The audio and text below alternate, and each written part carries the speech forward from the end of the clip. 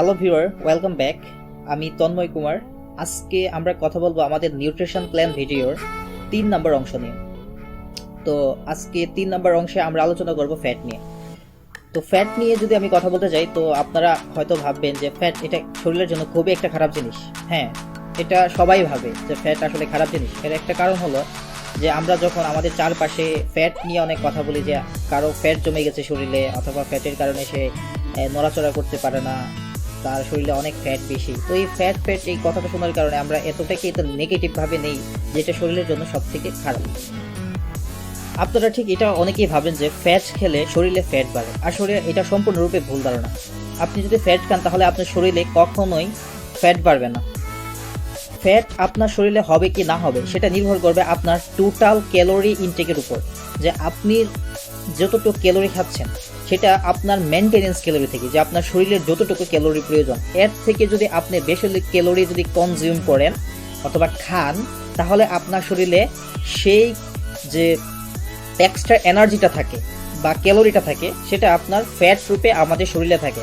আর আপনি যদি আপনার মেনটেনেন্স ক্যালোরির অথবা যে আপনার শরীরে যতটুকু ক্যালোরি প্রয়োজন তার থেকে যদি আপনি কম ক্যালোরি গ্রহণ করেন, তাহলে আপনার শরীরের এই এক্সট্রা ফ্যাট যেটা আছে সেটা ব্যবহৃত হবে আপনাকে এনার্জি দেওয়ার জন্য। কিন্তু সবার প্রথমে আমি ভুলটা সবাইকে ভাঙিয়ে দিতে চাই যে ফ্যাট আমাদের শরীরের জন্য কোনো মতেই খারাপ না। ফ্যাট আমাদের শরীরের জন্য খুবই প্রয়োজনীয়। তো কিভাবে প্রয়োজনীয় সেটা আমি আপনাকে বলি, যে আমাদের যে এই স্কিনের যে রাফনেস, যে স্কিন কতটা সফট হবে, হ্যাঁ, আর স্কিনের যে অয়েল বিম, আমাদের যে চামড়া থাকে এটা কতটুকু ভালো থাকবে, এটা কিন্তু সম্পূর্ণটা নির্ভর করে ফ্যাটের উপরে। দ্বিতীয় যে সবচেয়ে গুরুত্বপূর্ণ অংশ হচ্ছে, আপনি যেহেতু জিমে যাচ্ছেন সেহেতু আপনার brain functioning, proper brain functioning, এবং আপনি যে ডিসিশন মেক করতেছেন এবং আপনার যে ব্রেনের যে কার্যকলাপগুলো চলতেছে সেগুলো কিন্তু আপনার এই ফ্যাটের মাধ্যমেই কিন্তু হচ্ছে। কারণ এই ফ্যাট যদি আপনি না নেন তাহলে কিন্তু আসলে আপনার ব্রেন ফাংশনিং কিন্তু ঠিক মতন হবে না। এছাড়াও কিছু কিছু ভাইটামিনস এবং মিনারেলস থাকে যেগুলো কিনা ফ্যাট সলিউবল হয়ে থাকে, যে এগুলো আপনার ফ্যাটের প্রয়োজন আপনার শরীরে। যদি যথেষ্ট পরিমাণ ফ্যাট না থাকে তাহলে কিন্তু আপনার ওই ফাংশনিংগুলো হবে না। তো সবার প্রথমেই এই জিনিসটা আপনি মাথায় ঢুকিয়ে নেন যে ফ্যাট আমাদের শরীরের জন্য খারাপ না, ফ্যাট আমাদের শরীরের জন্য ভালো। আর আরেকটা কথা বলে দিতে চাই, সেটা হলো অনেকেই ভাবেন যে আমরা যদি জিম করি তাহলে আমাদের ফ্যাট মাংসতে রূপান্তরিত হবে। এটাও সম্পূর্ণরূপে ভুল ধারণা। যে আমাদের যে ফ্যাট সেল এবং যে আমাদের মাসেল সেল দুইটা কিন্তু আলাদা। তো কখনোই ফ্যাট সেল মাসেল সেলে রূপান্তরিত হতে পারে না। আপনি এই কাজটা করতে পারেন যে আপনি আপনার শরীরের ফ্যাট কমাতে পারেন, মাসেল বিল্ড করতে পারেন, কিন্তু আপনার শরীরের ফ্যাট সেলগুলা কখনোই সরাসরি মাসেল সেলে যে রূপান্তরিত হবে না। ফ্যাটকে আমরা 4টি ভাগে ভাগ করতে পারি। 1 trans fat, 2 saturated fat, 3 monounsaturated fat, 4 polyunsaturated fat. Trans fat আমাদের শরীরের জন্য খুবই খারাপ। ট্রান্স ফ্যাট হলো প্রসেসড ফ্যাট। যখন একটা ফ্যাটকে অনেকবার রান্না করা হয় অথবা ওভার কুকিং করা হয় অথবা এটাকে প্রসেস করা হয়, তখন এটা ট্রান্স ফ্যাটে রূপান্তরিত হয়। ট্রান্স ফ্যাট জাতীয় খাবার আমাদের শরীরের জন্য খারাপ। আপনারা সবসময় চেষ্টা করবেন ট্রান্স ফ্যাট জাতীয় খাবার এড়িয়ে চলার জন্য।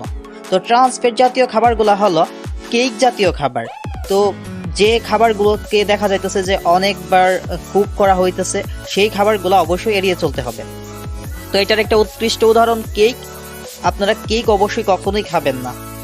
বডি বিল্ডিং করলে অবশ্যই কেক এড়িয়ে চলবেন। 2 নম্বর হলো স্যাচুরেটেড ফ্যাট। স্যাচুরেটেড ফ্যাট আমাদের শরীরের জন্য ভালো, তবে আমাদেরকে এই ফ্যাট কম পরিমাণে খেতে হবে। আমরা যদি বডি বিল্ডিং করতে চাই সেক্ষেত্রে আমাদের স্যাচুরেটেড ফ্যাটের লিমিট হলো 16 থেকে 22 গ্রাম। আমরা প্রতিদিন 16 থেকে 22 গ্রাম স্যাচুরেটেড ফ্যাট গ্রহণ করতে পারবো।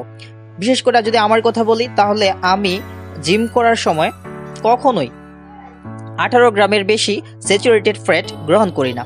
প্রতিদিন আপনারা 16 থেকে 22 গ্রামের ভিতর স্যাচুরেটেড ফ্যাট গ্রহণ করবেন। এরপরে আসে মনোআনস্যাচুরেটেড এবং পলিআনস্যাচুরেটেড ফ্যাট। এই দুইটা ফ্যাট আমাদের শরীরের জন্য অনেক ভালো। আপনারা এই দুইটা ফ্যাট আপনাদের প্রয়োজন অনুসারে যতটুকু প্রয়োজন ঠিক ততটুকুই খেতে পারেন। আপনারা হয়তো ওমেগা 3 এর নাম শুনেছেন অথবা ওমেগা 3 এর সাপ্লিমেন্ট ব্যবহার করেন। এই ওমেগা 3 হলো পলি আনস্যাচুরেটেড ফ্যাটের একটা রূপ। তো আপনারা মনো আনস্যাচুরেটেড এবং পলি আনস্যাচুরেটেড ফ্যাট এগুলো পেতে পারেন বীজ জাতীয় খাবার, যেমন বাদাম জাতীয় খাবার, মাছ, ডিমের কুসুম, অলিভ অয়েল এগুলো থেকে। তো আমি ডিমের কুসুমের কথা যেহেতু বললাম, আপনারা কিন্তু অবশ্যই একটার বেশি ডিমের কুসুম খাওয়ার কোনো প্রয়োজন নেই। আপনাদের যদি ফ্যাট অন্য জায়গা থেকেও কিন্তু আপনি নিতে পারেন, আপনাকে শুধু যে ডিমের কুসুমই খেতে হবে তা না। ডিমের কুসুমের লিমিট কিন্তু একটার বেশি খাবেন না। আমরা অন্য ভিডিওতে বলবো কেন আমরা ডিমের কুসুম শুধুমাত্র একটাই খাবো, এর বেশি খাবো না। এখন একটা প্রশ্ন হলো যে আমরা যদি জিমে যাই তাহলে আমরা কত গ্রাম ফ্যাট খাবো? আপনি যদি মাসেল বিল্ডিং করতে চান তাহলে আপনি আপনার মোট ডায়েটের ক্যালোরির 25 থেকে 30% গ্রহণ করতে পারেন ফ্যাট থেকে। আর আপনি যদি ফ্যাট লস করতে চান সেক্ষেত্রে আপনি আপনার টোটাল ক্যালোরির 20 থেকে 25% গ্রহণ করতে পারবেন ফ্যাট থেকে। তো এই ভিডিওর সামারি হিসেবে আমরা এটা বলতে পারি যে আপনি সবসময় ট্রান্স ফ্যাট এড়িয়ে চলবেন। প্রতিদিন কখনোই 22 গ্রামের বেশি স্যাচুরেটেড ফ্যাট গ্রহণ করবেন না, এবং আপনি ইচ্ছা মতনে মনো আনস্যাচুরেটেড এবং পলি আনস্যাচুরেটেড ফ্যাট গ্রহণ করতে পারবেন। এবং ফ্যাট জাতীয় খাবার হলো বাদাম, মাছ, অলিভ অয়েল, ডিমের কুসুম। আর আরেকটি কথা বলে দিই, সেটা হলো যে আপনার শরীরে ফ্যাট জমা হবে কি না সেটা নির্ভর করবে যে আপনি কত ক্যালোরি গ্রহণ করছেন। যদি আপনি আপনার মেনটেনেন্স ক্যালোরি, অর্থাৎ আপনার শরীরে যত ক্যালোরি প্রয়োজন ঠিক তার থেকে যদি আপনি অতিরিক্ত ক্যালোরি গ্রহণ করেন সেক্ষেত্রে আপনার শরীরে ফ্যাট জমা হবে। এবং আপনি যদি আপনার মেনটেনেন্স ক্যালোরি থেকে যদি কম ক্যালোরি গ্রহণ করেন তবে আপনার শরীর থেকে ফ্যাট কমা শুরু করবে। তো সবাইকে ধন্যবাদ এই ভিডিওটি দেখার জন্য। যদি আমার এই ভিডিওটি আপনাদের ভালো লেগে থাকে তাহলে এই ভিডিওটিতে লাইক দিতে এবং কমেন্ট করতে ভুলবেন না। এবং আপনি আমাকে জানাতে পারেন আপনি পরবর্তীতে কোন টপিকের উপর ভিডিও চান। See you in the next video. Till now, bye bye.